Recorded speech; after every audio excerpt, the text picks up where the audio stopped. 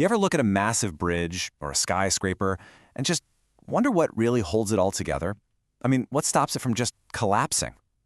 Well, it's not just the steel and concrete you can see. It's this incredible, invisible battle of forces happening deep, deep inside those materials. And today, we're going to make those forces visible. Seriously, just take a second and think about it. What is the secret ingredient, the secret strength holding our entire modern world together? It's the exact same force at play in the chair you're sitting on as it is in the tallest building on Earth. And we're about to dive in and figure it out. Okay, so the answer to that huge question? It's all about this hidden world of internal forces. You see, every single object is in a constant state of pushing and pulling against itself.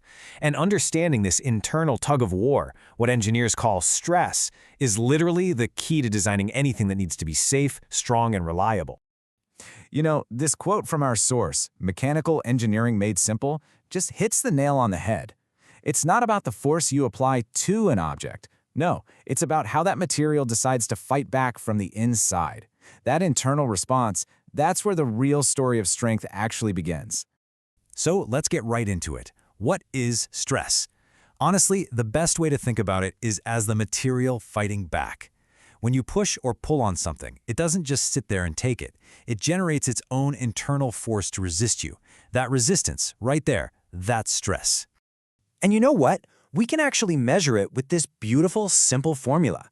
Stress, that's the Greek letter sigma, is just the force you apply, P, divided by the area it's spread over, A. The key thing here, really, is that it's not about the total force, it's about the intensity. Think about it like this. The pressure from a stiletto heel is way higher than from a big flat snowshoe, right? Even with the exact same person standing on it. Why? Because that same force on a teeny tiny area creates just massive, massive stress. And this image from our source, it's the perfect example. You can see the weights pulling the wire down. That's the outside force. But the real magic is happening inside the wire itself. At every single point, the wire's internal structure is pulling back, fighting against that stretch. That internal fight spread across the tiny area of the wire is what we call tensile stress, or tension. So, this direct stress, where the force is coming straight on, really has two main flavors. You're either pulling something apart or you're squeezing it together. Pretty simple, right? So on one side, you've got tension. That's a pulling force that stretches a material. Just picture the huge cables holding up a suspension bridge. They are living in a constant state of tension. Then on the other side, you have compression. That's a squeezing force. It shortens the material.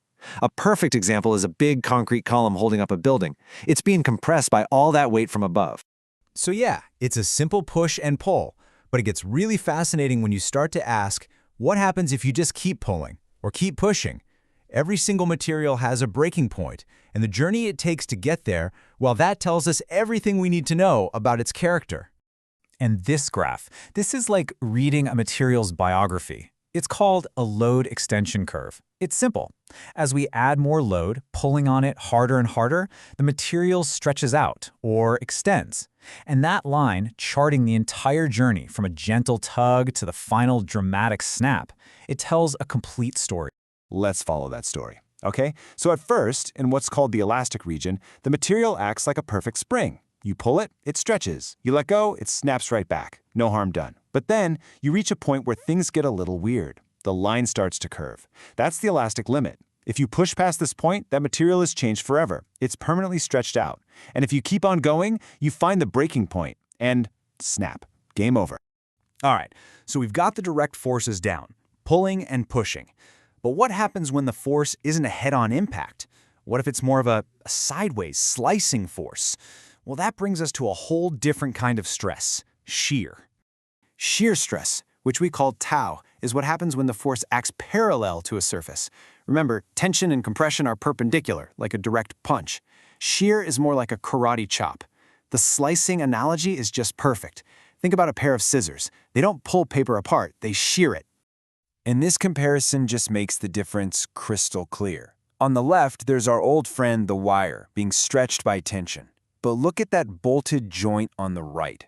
Those two plates are pulling apart, trying to slice that bolt clean in two.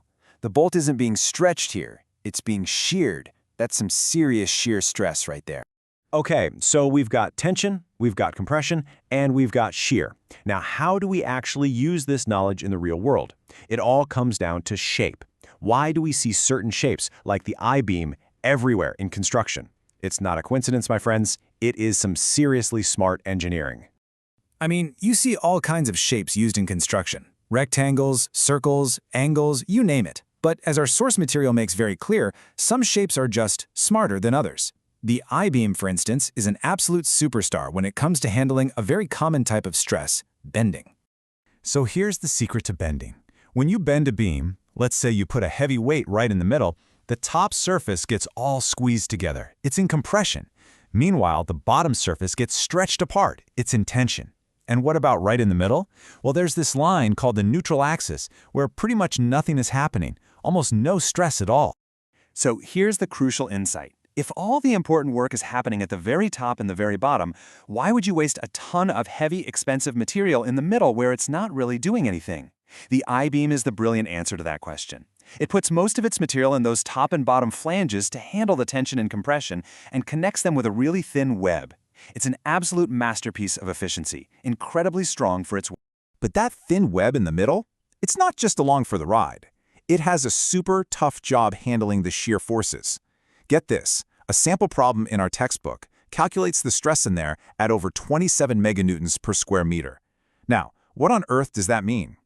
27 meganewtons per square meter, that's like trying to balance almost 3,000 cars on a surface the size of your dining room table. No way.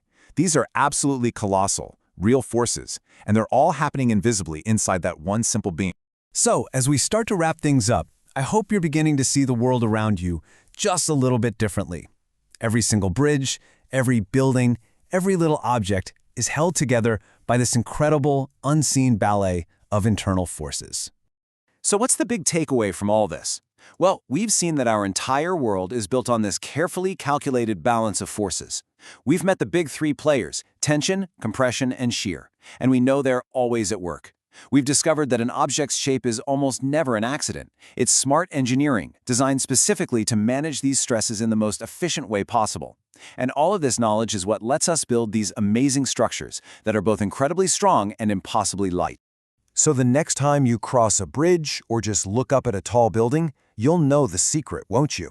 You'll be able to see those invisible forces holding it all together, and it makes you wonder, now that you can see the invisible, what will you build next?